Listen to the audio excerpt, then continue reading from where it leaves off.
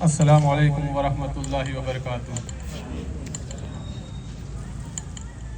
આજે સૌ પ્રથમ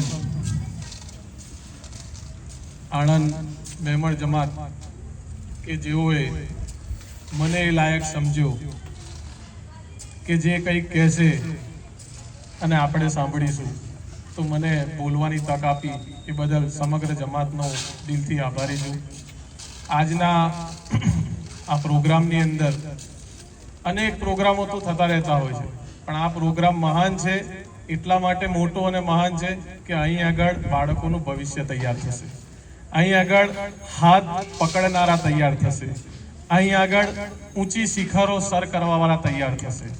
તો આ એવો અનમોલ પ્રોગ્રામ છે અને આ મહાન પ્રોગ્રામની અંદર ઉપસ્થિત રહેલા તમામે તમામ મહાનુભાવો, મંચસ્થ મહેમાનો, સાથે સાથે આપ દરેક આપના બાળક માટે હાજર રહેલા તમામે તમામ બાળકો અને વાલીગણ, આપ દરેકનો હું દિલથી ઇસ્તકબાલ કરું છું અને દિલથી આપ દરેકને આવકારું છું।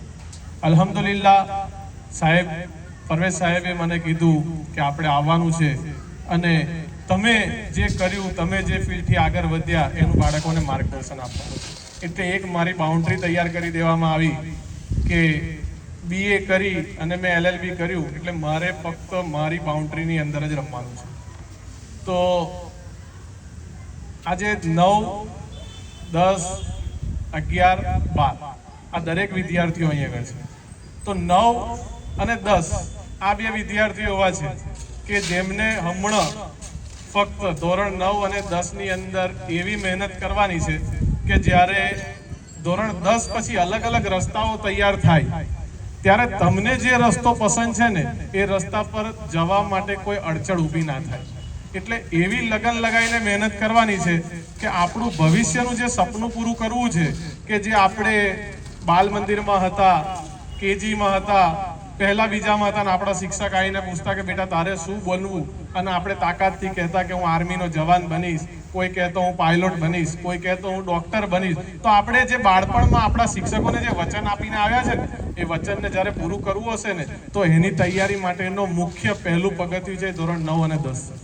તો ધોરણ 9 અને 10ના બાળકોને સૌથી પહેલી વિનંતી કે તન મન ધનથી એવી મહેનત કરો કે 10 પછી જ્યારે તમારે રસ્તો પસંદ કરવાનો વારો આવે તો એક બમ કૂદવાની પણ જરૂર ના પડે। ત્યાર પછી ધોરણ 10ના બાળકો, તો ધોરણ 10 તમે લોકોએ ક્લિયર કર્યું। આમાં એવા બાળકો હશે ને એવા બાળકોના વાલીઓ પણ હશે કે જે બાળકોએ ધોરણ 10 સારા ટકાથી પાસ કર્યું। અને સાહેબ અને મંચસ્થ દરેક લોકોને હું ગર્વથી કહું છું કે આ વખત અમારી માટે ગર્વની વાત એ છે કે દરેક સ્કૂલની અંદર મુસ્લિમ બાળકો A1 અને A2 ગ્રેડની અંદર મેક્સિમમ સંખ્યાની અંદર આવ્યા છે। એટલે આ એક ગર્વની વાત છે અલ્હમ્દુલિલ્લાહ। તો જે ધોરણ 10ની અંદર જે બાળકોએ A1 ગ્રેડ લીધો છે, બરાબર છે, એ બાળકો માટે તો એમના મા બાપે અત્યારથી જ નક્કી કરી લીધું છે કે મારે મારા બાળકને સાયન્સ લેવડાવું અને 11-12 સાયન્સ કરાય, નીટ અપાય, નીટમાં સારો સ્કોર આવે એટલે મારા બાળકને હું ડૉક્ટર બનાવીશ। અને ઘણા બાળકોએ એવું નક્કી પણ કર્યું છે કે ભાઈ ગણિત વિજ્ઞાનમાં સારા માર્ક્સ આવ્યા છે એટલે વાલીઓ અને બાળકોએ વિચાર વિમર્શ કરી લીધી છે કે સાયન્સ લઈ અને ડૉક્ટર તરીકે એક આપણું સારું ભવિષ્ય બનાવીશું। ઘણાના બાળક માતા પિતાએ નક્કી કર્યું કે હવે હું મારા બાળકને સાયન્સ લેવડાવીશ, A ગ્રુપ લેવડાવીશ અને મારા બાળકને સારો એન્જિનિયર બનાવીશ। બહુ સારી લાઈન છે, બહુ સારી તક છે અને ભવિષ્ય પણ આની અંદર ઉજળું છે। પછી અમુક વાલીઓ એવા છે કે જે લોકોએ નક્કી કર્યું કે ભાઈ મારા બાળકના 80-85% આવ્યા છે એટલે મારે એને સાયન્સ નથી લેવડાવવું પણ બાળકને 11-12 કોમર્સ કરાવું અને કોમર્સ કર્યા પછી કોમર્સની અંદર જે લાઈનો, જે તક છે એની અંદર એને CA નું સપનું જોયું છે, BCom કરાવીને કોઈ સારી બેંકની અંદર મારા દીકરાને જોબ મળશે એવું પણ વિચાર્યું છે। પણ જે રીતે મેં કીધું એ રીતે કે મને મારી બાઉન્ડ્રી આપી દેવામાં આવી છે કે તમારે BA ના રિગાર્ડિંગ આગળ વધવાનું છે એટલે મારો મેઇન સબ્જેક્ટ આપ્યો કે મારે આર્ટ્સના રિગાર્ડિંગ બોલવાનું છે। તો હવે એવા પણ બાળકો હશે અને આપણે હંમેશા જોયું છે કે જે બાળકના 50-60% આવે ને એટલે વાલીઓ એ બાળકને નબળું સમજે છે। પણ ઘણીવાર એવું હોય છે કે પ્રશ્નપત્રની અંદર જે પ્રશ્ન પૂછાયા છે ને એ બાળકની ઓછી તૈયારી વાળા હોય પણ બીજા એવા અનેક પ્રશ્ન હશે જેની અંદર બાળકે બહુ મજબૂત તૈયારી કરી હશે।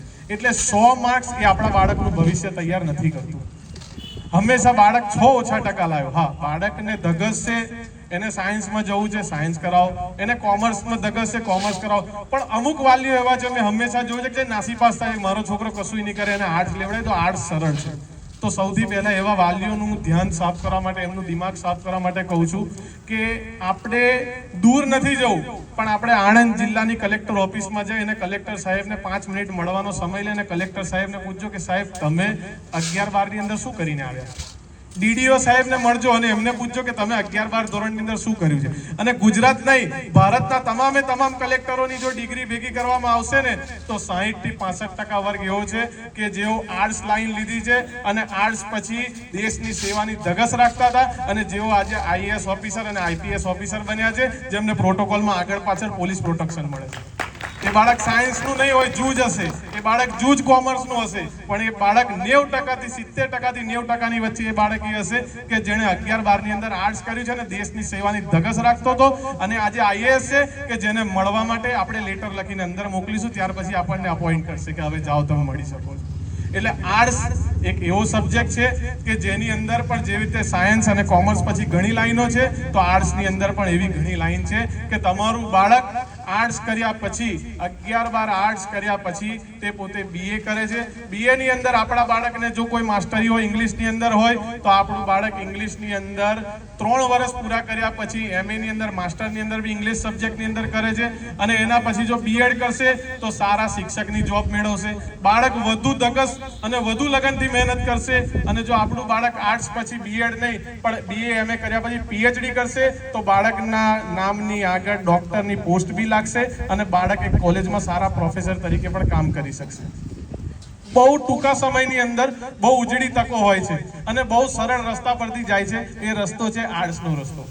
તો જે લોકો પોતાના બાળકને નબળું સમજે છે ને એ નબળું ના સમજો, પોતાના બાળકને તાકાતવાર સમજો અને લાગે કે મારું બાળક સાયન્સ અને કોમર્સ કરવા માટે તૈયાર નથી, એને ભાષાની અંદર પ્રભુત્વ છે, એને ગુજરાતી અને ઇંગ્લિશ સારું આવડે છે અથવા એને હિન્દી સારું આવડે છે, તો બાળકને આર્ટ્સની લાઈન લેવડાવો. આર્ટ્સની લાઈનની અંદર સારી ઓપોર્ચ્યુનિટી છે.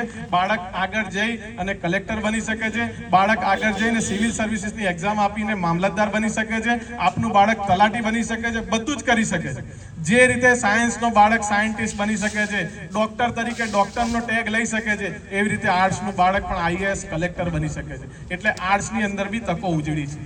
ત્યાર પછી બીજો એક સામાન્ય પ્રશ્ન તમને પૂછું છું, બાળકોને ખાસ, કે આપણે ઘણી વખત એવું જોયું હશે કે આપણે આપણા માતા પિતા સાથે નીકળ્યા હોય અને કોઈક જગ્યા પર બાઇક કોઈક રિક્ષાવાળાને અડી ગઈ, કોઈ ગાડીવાળાને અડી ગઈ અને આપણો વાંક નથી અને આપણા બાપને કે આપણી માતાને આપણી સામે કોઈ વ્યક્તિ ધમકાઈ જાય જેની અંદર આપણો કોઈ વાંક નથી અને આપણો ઈગો હર્ટ થાય છે ને. એવું ઘણી વખત થયું હશે કે કોઈક આપણા બાપને બોલી ગયું અથવા આપણા પડોશીને અથવા આપણી સોસાયટીના કોઈ વ્યક્તિને કોઈ માણસ પોતાની તાકાત પૈસાની જોરે ખખડાઈ જાય અને આપણને અંદર દુઃખ થાય કે સાલું આજે હું કશું કરી નથી શકતો.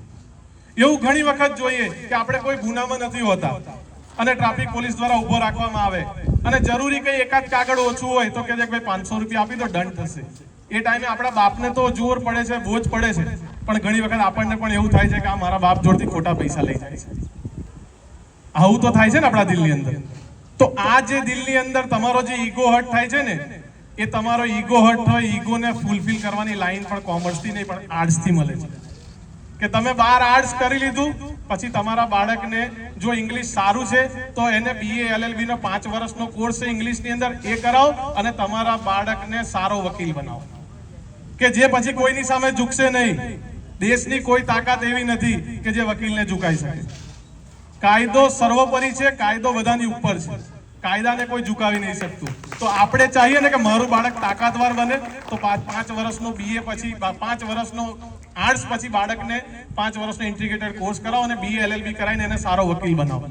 5 વર્ષના દાયરાની અંદર સારા વકીલના હાથે પ્રેક્ટિસ કરશે, 6થા વર્ષે તમારું બાળક કમાતું થઈ જશે અને શહેર સમાજની અંદર વકીલ સાહેબ કહીને લોકો બોલાવશે.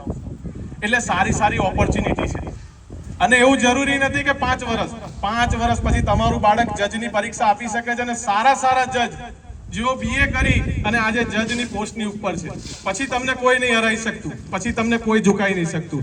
ઇવન આપણા રાજ્યના ગૃહમંત્રી સાહેબે કીધેલું કે કોઈ પણ અન્યાય કરે તો એના વરઘોડા કાઢો. તો ગૃહમંત્રી સાહેબની ઉપર કોર્ટની અંદર જ્યારે પિટિશન દાખલ કરવામાં આવી કે આ વરઘોડા કાઢવામાં આવે છે, આ ખોટી પ્રવૃત્તિ છે ને આ કાયદાનું ઉલ્લંઘન છે, તો કોર્ટ DGP સાહેબને ઓર્ડર આપે છે અને ગૃહમંત્રી સાહેબના ઓર્ડરની સામે ડીજીપી સાહેબ દ્વારા કોર્ટ ઓર્ડર અપાવે છે કે ભાઈ હવે દેશની અંદર કોઈના વરઘોડા, રાજ્યની અંદર કોઈના વરઘોડા નહીં નીકળે. કાયદો સર્વોપરી છે. દેશની અંદર કાયદો સૌથી ઉપર છે. તો આપણે આપણા બાળકને કાયદાના વિદ્યાર્થી બનાવીએ અને એવી તાકાતથી આપણા બાળકોને ભણાવીએ કે આપણા બાળકને આપણા માટે પણ નહીં, આપણા સમાજ માટે પણ નહીં અને આપણા દેશ માટે પણ નહીં કોઈ દિવસ અન્યાય સહન ના કરે અને અન્યાયની સામે અવાજ ઉઠાવવાવાળો આપણો બાળક બનાવવું હોય તો આપણા બાળકને આર્ટ્સ લીધું છે તો આર્ટ્સ પછી એને LLB કરાવો, LLB પછી એની તાકાત હોય તો LLM કરાવડાવો અને LLM પછી સારા વકીલની સાથે પ્રેક્ટિસ કરાય અને આપણા બાળકને પગભર બી કરો અને આપણા બાળકને તાકાતવાર બી કરો. અંતમાં બસ હું એટલું કહીશ કે જે પણ બાળક છે આપણું, બાળકની સાથે ધગસથી આપ એના સાથી બનજો. જો સિંહને ખીચડી પીરસવામાં આવશે ને તો સિંહ શિકાર કરતા નહીં શીખે, સિંહ આખી જિંદગી ખીચડી જ ખાયા કરશે. એટલે છે ને આપણા બાળકને તાકાતવાર બનાવો, આપણા બાળકની પાછળ મજબૂતીથી ઉભા રહો અને આપણા બાળકની તાકાત બનો અને એને સપનું બતાવો કે બેટા તું આ કરી શકું છું. બાકી જેણે કીધું છે ને કે ચાદર હોય એટલા જ પગ લાંબા કરવાના, આપણે એ વાક્યને ખોટું પાડવાનું છે, એને ખોટું સાર્થક કરીને એવું કહેવાનું છે મારા પગ છે ને એના કરતા વધારે હું મારી ચાદર કરીશ. અને જે મા બાપે મને મોટો કર્યો છે, જે મા બાપે મારી માટે તકલીફ ઉઠાવી છે, એ જ મા બાપને હું બહુ જલ્દી એના કરેલા બદલાનું ફળ આપીશ. આપણે આપી તો નથી શકતા પણ આપણી મહેનતના થકે આપણે આપણા મા બાપના સપનાને જરૂર પૂરું કરીશું. કહો ઇન્શાઅલ્લાહ. આપ દરેકે મને સાંભળ્યો એ બદલ હું આપ દરેકનો શુક્રગુજાર છું. જઝાકુમુલ્લાહુલ ખૈર. જઝાકલ્લાહ સાહેબ.